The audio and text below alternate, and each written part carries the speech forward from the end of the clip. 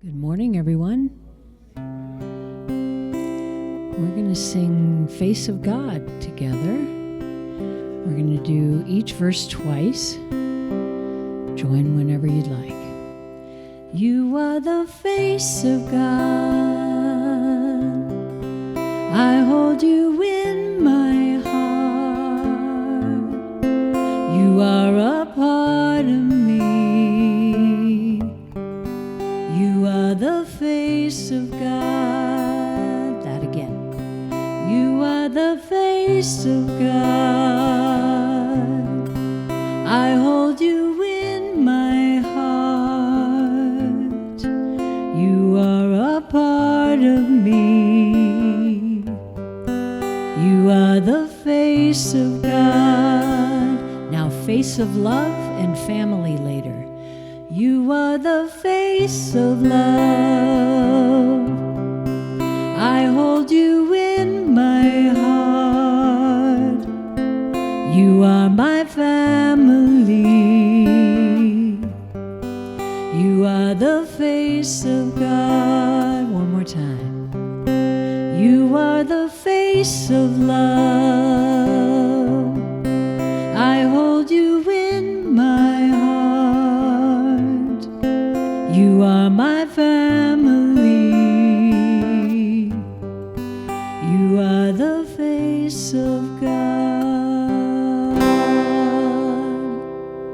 Oh, thank you. Whew, wow. Thank you so much. Oh, what a beautiful day. Oh, what a beautiful morning. Shall we sing? You know, I'm always wanting to sing, you guys. You're so shy. You know, well, anyway, welcome to Unity on the Avenue. We're very happy that you are here. No matter your walk of life, your faith, your no faith, your whatever, you're welcome here, and we love it. I used to start services with a song called There's a Sweet, Sweet Spirit in This Place. And that's how I feel when I walk in. I want you to feel that way too. That you just walk in and you feel it all over from head to toe. And you know that you're in a place where you're welcomed, loved, supported, encouraged, and healed. All right, now let's do our statement of faith. There is only one power and one presence in the universe and in my life, God the good, omnipotent.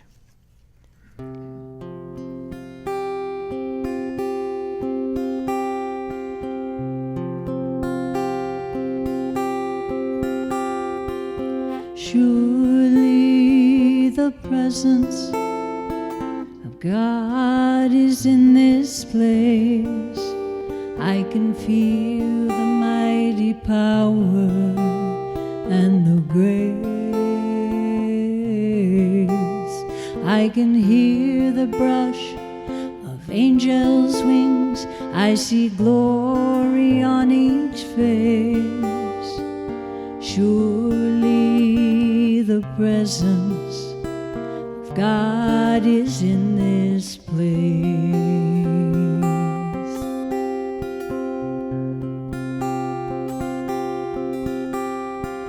Surely the presence of God is in this place. I can feel the mighty power and the grace. I can hear the brush of angels' wings. I see glory on each face. Surely the presence of God is in this place.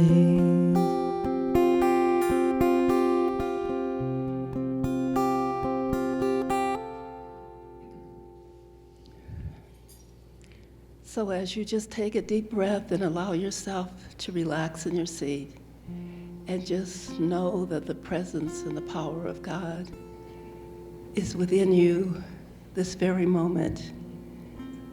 So let's just take a moment with each inhalation an exhalation to let go and trust the divine presence that is within each and every one of us. Letting go with this breath, we just know that sometimes there are days in our life that we may feel like giving up. But each day, as we focus on our breathing, we are reminded that life is releasing that belief and that we are indeed meant to take up the challenge and to throw down the gauntlet and release any doubts, any fears, any worries that we might be feeling at the time. We let go and we trust the Spirit within and know that we are divine, and it is in our divinity that we are strong. We have the strength, the understanding, the wisdom. We have everything it is, and we shine in our light, knowing that there is absolutely nothing. There is absolutely nothing that can challenge us. We can get over it, and we do, because we trust the divine Spirit that is within us. We remember that we are made in the image and the likeness of God. And so therefore, we have all those attributes and those 12 powers that God has endowed us with. We are living, and we know that we can accept this life and whatever comes forth, because in our awareness, we practice the presence and trust and just know it's beyond what it is, to knowing that as we trust, we have what we need to overcome. Today, we have an attitude of gratitude, and we move forward knowing that everything truly is in divine order, and everything is working for the highest and best good for each and every person. I am thankful. I am thankful. I am thankful. Amen.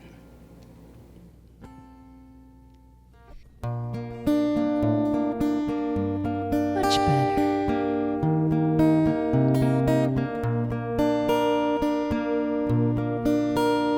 Kind friends all gathered round, something I would say, that what brings us together here has blessed us all today.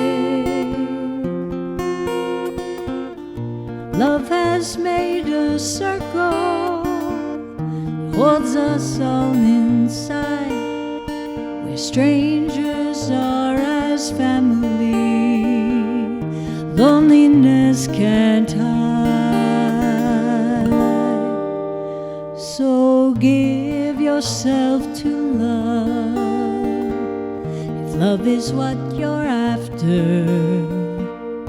Open up your heart to the tears and laughter, and give yourself to love. Give yourself to love. I've walked these mountains in the rain. I've learned to love the wind up before the sunrise to watch the day begin. I always knew I'd find you, though I never did know how. But like sunshine on a cloudy day, you stand before me now. So give yourself to love, if love is what you're after. Open up your heart to the tears and laughter, and give yourself to love. Give yourself to love. Love is born in fire. It's planted like a seed. Love can't give you everything, but it gives you what you need. Love comes when you are ready. Love comes when you're afraid. It'll be your greatest teacher, the best friend you have made.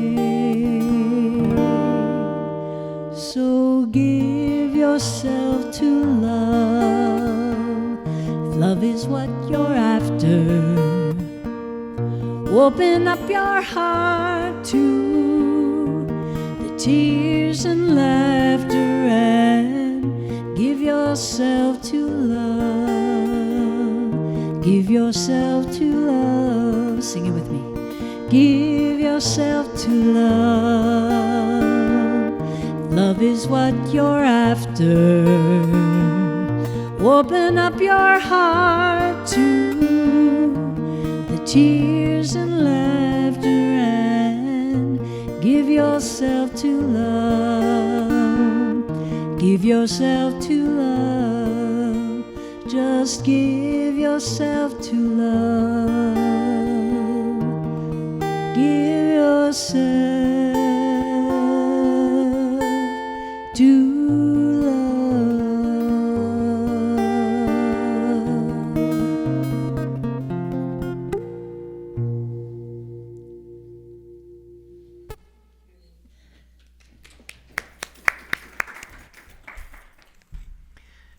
Good morning again. Beautiful day. I keep looking for the green leaves to bud out on that tree. She's a little sluggish this morning. Huh? So what is a beloved community? I like this quote. Never try to force other people to accept spiritual truth. Instead, see to it that they are so favorably impressed with your own life and conduct and the pace and joy that radiate from you that they will come running to you of their own accord, begging you to give them the wonderful thing that you have. Isn't that amazing? Is that what we can be? That people are going to hear about Unity on the Avenue and they go, where is that place? I want to be there, because I know love is there, compassion is there, innovation is there, creativity is there, vision is there, hope is there, healing is there. Did you ever think about your church like that? I do. Whether we're 2 or 3 gathered together or 100 plus, that together we form something that is so precious. It is the pearl of great price that Jesus told us about, that we want it so bad that we'll sell the whole field to get it. You know, and that's what I want to talk to you about. How do we go from here? We've talked about this before. It's not new to you, the idea of the beloved community. And I'm reminded today that it's the 60th commemoration of the also called Bloody Sunday, of the march across the Edmund Pettus Bridge for freedom for all. And, you know, that is something that begins our journey when we begin to realize that we are one family. I grew up in a very loving family. My family was the most precious thing in the whole wide world to me. I was the youngest of 5 kids, the baby of the family. How many people are babies here of the family? Yeah, I know. You always think, don't forget about me. Of course, I never let anybody forget about me. I was always peeping up. Now, there were 7 of us, and now there are only 3. So mom and dad and brother and sister are helping us from the other side, but they're still here. I think about them often. It's actually inherent in our makeup to want to be connected to other people because we're social beings. Would you agree? We will like each other. We want to like each other more, and we have to work on that because we really can't survive alone, that we need each other. I'm reminded of the stories of orphans who were, I'm not sure which of the Eastern European countries it was, but they were never touched. They were never picked up and held, and they perished. That we perish without the energy and the love and the support of each other. Even though you may live alone, it doesn't mean that you're really alone, because we never can really be alone, no matter how much we think that that's what we want. Now, I know that Reverend Doris introduced Jim Lockhart's book to you in the last year or so, Creating the Beloved Community, and there is a sequel to that, is Being the Loving Community. And I really believe that it's time for us to look at that again and take it more seriously and envision together all that we can be in our world, because the world needs us. The world needs all these beautiful communities, these spiritual communities, these loving communities, these serving communities that will help change our planet. And now is the time, perhaps more than ever. I know we always say that. Boy, right now is the time. And I'm sure they said it 50 years ago and 100 years ago and 1,000 years ago. But the time is always now for us to be and do who we can be. Mr. Lockhart has a wonderful way of writing. He says, I see the beloved community as people on a spiritual path who seek a closer relationship with God, and as people who will take their spiritual aliveness, spiritual aliveness out into the world and to be examples of love and compassion in action. So the beloved community is about being truly dedicated to walking your talk and being in full alignment with your spiritual principles. Wow. So my question here this morning, these are the questions I ask myself. Are we who we say we are? And who do we say that we are? You have an elevator speech for Unity on the Avenue? Where do you go to church? Oh, I'm just around the corner at 17th and Dahlia. Yeah, but I want you to be so filled with Spirit that you go out and tell the whole world that we are a thriving, growing community and that everybody is welcome to come and join us. And it's not about church, it's about community. Now, I'm going to say this. I think a minister should always challenge the comfortable to make you slightly uncomfortable. Someone said to me just recently that some of you may not want to change. Ooh. Just the status quo, ma'am. Is that true? I don't see that. You're now sitting in these comfortable chairs. Goodness gracious, they're comfortable. We used to have those old hard benches. Remember that? And you really don't want to get up and move, do you? If I asked you to all come forward, you would be grumbling at me forever and ever, wouldn't you? But I'm going to lovingly and gently urge you to do something that you might not want to do. That'll come later. You know, spiritual leadership is a high calling, and we're all spiritual leaders, every one of us, that require us to give everything that we have. Are you really ready to give everything that you have? You know, last week we talked about God being intimately in love with you and intimately in love with me and with every creature on this planet. But are we willing to give everything to that? We've already been given everything, haven't we? We've been given so much. It just brings me to tears, the thought of all the things that I have been given. And this morning, what I have been given is an opportunity to share with you, and I do not take that lightly. I fret about it a bit. What am I going to say to these beautiful people that perhaps will inspire them to want to come up higher? You know, that's my commitment, to be here with you. Yeah, I could be somewhere else, but I choose to be here with you almost every Sunday. I think I've missed a few, but not many. And I'm committed to God more than I ever have been in my whole life, because I know that God intimately loves me with an everlasting love and will never let me go. And God is not ever going to let this community go. So we have an opportunity. So Mr. Lockhart talks about a few things that a beloved community are. Some of them I didn't quite resonate with, and as a matter of fact, I could go on about and add things to it. But the first one is compassion. There's nothing more precious than me in a compassionate heart in the world, a sacred heart. Everywhere you go, being a blessing to God. And we've all had and experienced compassion in our life from time to time when we've fallen down and we didn't know what next to happen in our life, that we've also experienced other people's mercy and God's mercy.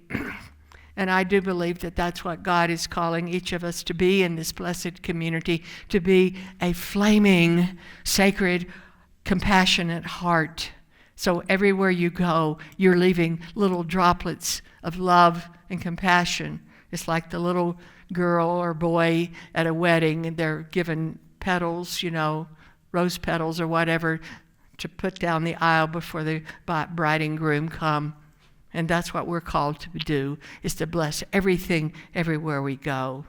We all come with our challenges, and boy, do we all have them. We have them as a community, we have them as a country, we have them as a world. We have challenges, but I like to look at them in a different way as an opportunity to really make a difference in the world. And I don't know how many years or how many days or how many months I have left on this planet, but I'm going to give everything that I can. Every ounce of energy that I have, I'm going to give to this beloved who intimately loves me with an everlasting love. So compassion is so critical.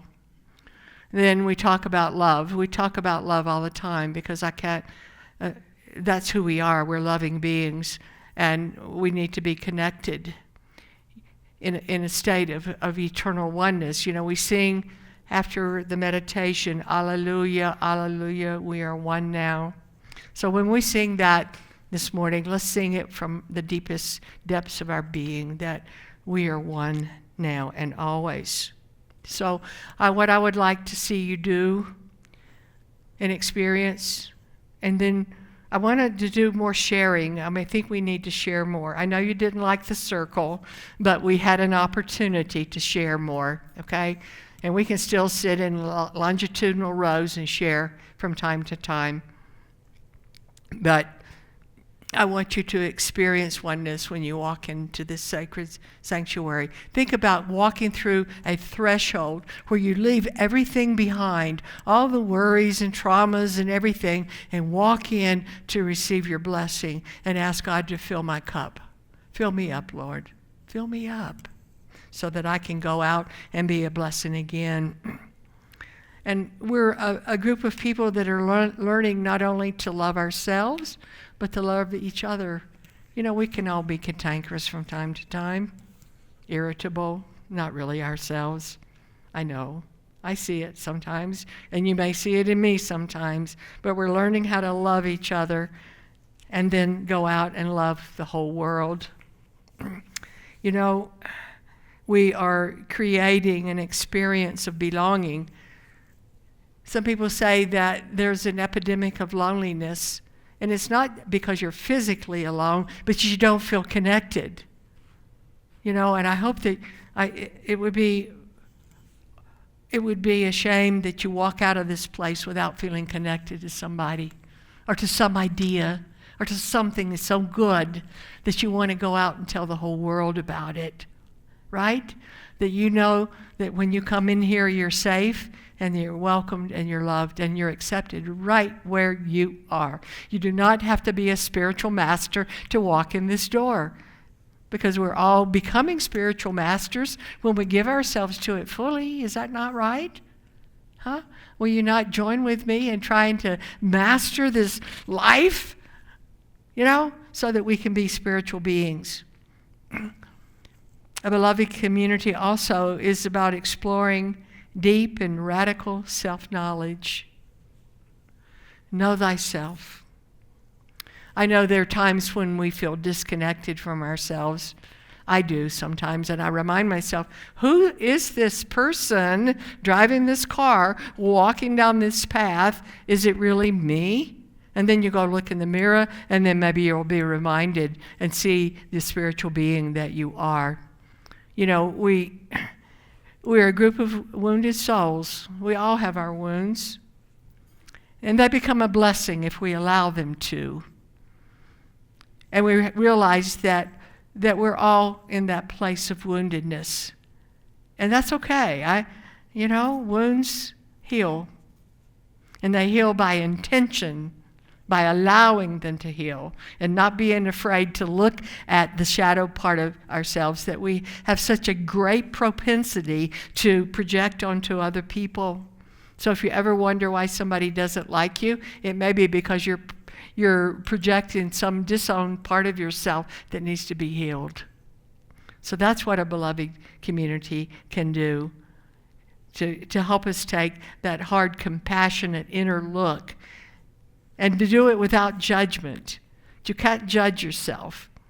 We just have to give that up. You've done the best you can. Is it Maya Angelou who says, you've done the best you can, and when you know better, you do better. And that's what we're trying to do here. We need to learn to do better, to accept that we are growing, evolving, and changing in absolutely wondrous ways. Now, a beloved community is also a healing community.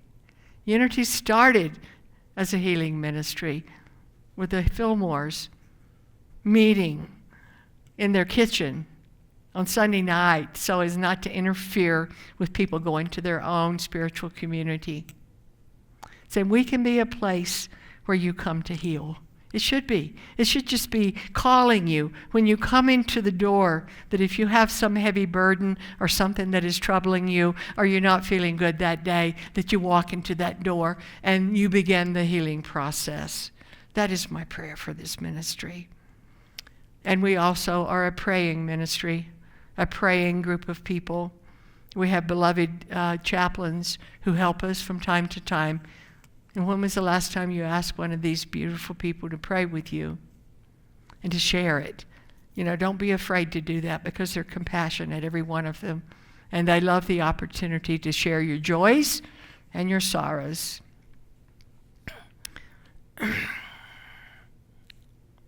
So we need to set our intention to do that. And we always have work to do, don't we?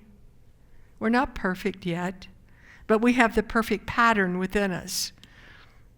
And that's what Jesus and the Buddha and all the wonderful, beautiful spiritual teachers that have incarnated on Mother Earth have come to teach us to remember who we are and to go forth from that remembrance and make a difference in the world. Now, the one thing that I love about any kind of a group of people who come together with a common purpose is that we can vision together, and that we can vision possibilities. And I believe it with all my heart and soul that we have the most wonderful, amazing opportunity right now to dream with God a vision of absolute good for our growing community. Absolute good. and to see the possibilities that are ever present for us to embrace and to work for and to celebrate. Now you have those little yellow or orange cards in the back of the chairs there, and there's some in the back. What I want you to do, you can take it home. Don't just put down there you want more music or less talking from the minister or whatever. Put down your most audacious vision that you can possibly have for this community. And you may need to have several pieces of paper, but do it. Don't just stick it in your wallet or your purse or in your back pocket and forget about it and then use it to write your grocery list on tomorrow.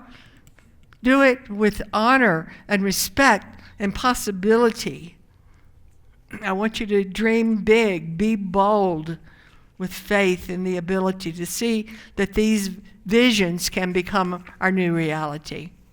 You know, if you watch the opening ceremony of the Summer Olympics in Paris, I remember the woman on a boat out on the Seine River, and she was singing Imagine, John Lemon's Imagine. Boy, was that something, and it just touched my heart. I want you to imagine not only who you can be, who you already are, and imagine how you come together and we make beautiful music together, that we cook a beautiful meal, a common meal that we can then enjoy and invite other people also. Open the doors wide open to the possibilities, and please don't be timid. I've given up being timid. It doesn't serve me. It doesn't serve anybody of being timid. Oh, I can't say that. Well, we can. We can say it. We can say that Unity on the Avenue is a loving, growing, prospering community right now. And the two words are growing and thriving. And that's an action. Those are actions that we can do that. And then some other ideas here. Innovation and creativity. I am forever trying to think of something new to bring to you every opportunity I get. That's why I love doing the Saturday classes. I want you to know something. And if I know something that I think might help you, I'm going to share it with you. Now, you have two more people on the board that weren't before. I think me and Donna Lynn and Justine and Margaret and Ellen and Lori and Penny. And I'm deeply committed. I didn't do this lightly, to the evolution of this community becoming what I like to think of as a spiritual marketplace for innovative programs. We can do it. I'll share my ideas, but we need your ideas too. And if you know something that you can do, maybe you want to teach a class. Maybe you have something that is so exciting that you want to share it with the whole community and make it happen here. So we need to get excited about the creative ways that we can thrive and grow. And why? In order to serve more people who are ready and need what we have to offer. They'll walk by here, they don't know what we do. It's a church. I don't believe in religion or whatever. I don't even believe in God, whatever it is. But you know what? They have a life. And they can hopefully believe in their life itself.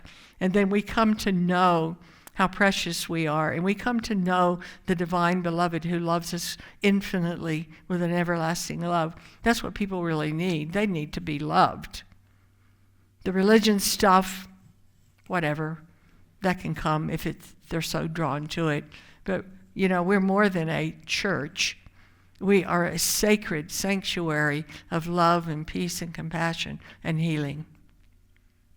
I believe that. And I believe in unlimited possibilities. That I wake up in the middle of the night thinking about that. It's so exciting, And we're going to have, spring is actually going to come one day. I promise. Not that I'm in charge of it, and then we can be outside. And we want people to know that this place is rocking, all right, with good news. And then, beloved community is resilient. Yeah, we may have cracks in the wall in the basement. Maybe the walls need to be painted. We need to clean out the ducts in our ventilation system. Those are things that have to be done, okay? And we do them because we have to. So as we stay in this consciousness of God, of Christ, then we can endure and overcome anything, and I believe that. This is a solid foundation. The foundation of love is solid. And I think together we, as Jesus said, we can create new wine for new wineskins. I believe that. And then finally, let me say that the foundation of a beloved community is commitment and contribution. Creating and being a beloved community really does take commitment and contribution to the needs of the community. And you know what? This means giving. Giving of our monetary gifts, of our gifts of service, our gifts of prayer. And I know that you know with me that we do not have outside source for income. Each of us in our own way need to give because we're supporting it. You support it, I support it. Everybody who walks in that door supports it. This is your spiritual home. And I know that you want to support it so that it's here tomorrow and next week and next year and on and on and on. As long as there are human beings walking this planet, places like this need to exist. Now, I've placed in your chair a sort of a commitment. Now, this is not for you to turn in. This is between you and God. I want you to read it, take it with you, pray about it, and if you're really ready to let your light shine, sign it for yourself and keep it as a daily reminder of what you're dedicating yourself to do and be. Will you do that? Don't just stuff it away. When I start seeing that you've laid it down, I think you didn't take it seriously. Okay? Consider it like a commitment of marriage. Do you know where your marriage license is? I'm kidding. So, I've been honest with you this morning, which I've always promised that I will be. Anytime I have an opportunity to share with you, I will be honest with you. But let's fall in love. Okay, let's fall in love with this community and help her be all that she can be. In the words of Abraham Heschel, our goal should be to live life in radical amazement. Get up in the morning and look at the world in a way that takes nothing for granted. Everything is phenomenal.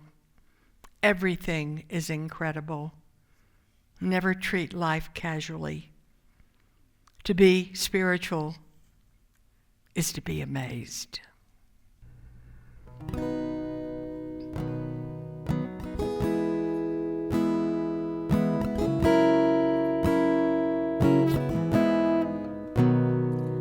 Alleluia, alleluia, alleluia, alleluia, alleluia, alleluia, alleluia.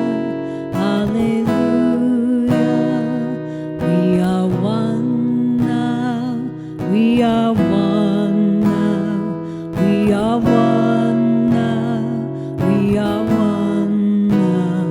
We are one now. We are one now. We are one now. We are one now.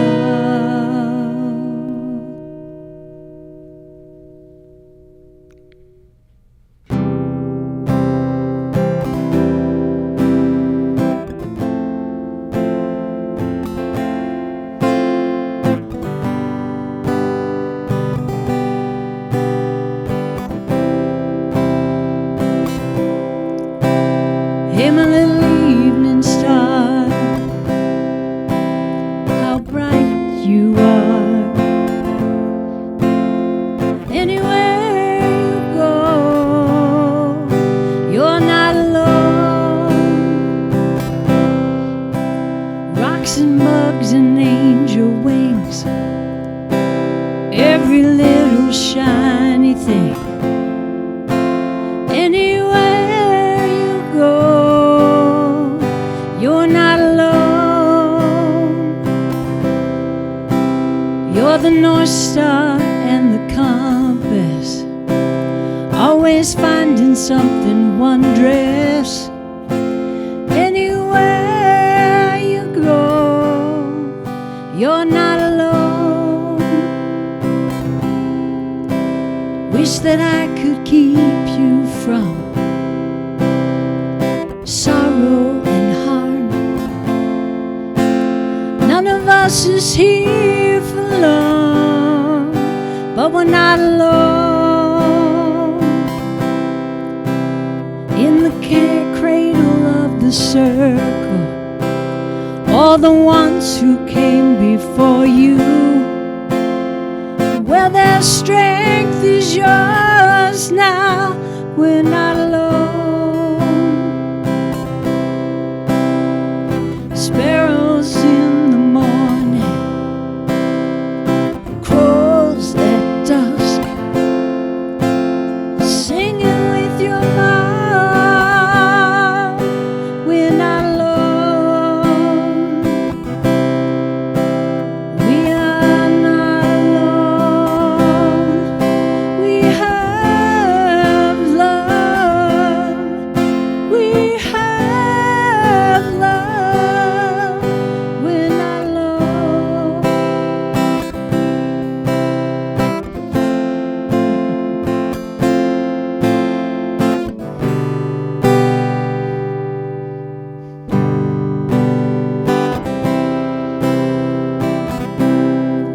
Hey, my little evening star, how bright you are. We have love. You're not alone. We have love. We have love. We have love. You're not alone. You're not alone.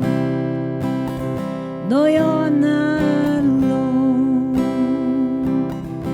You're never alone.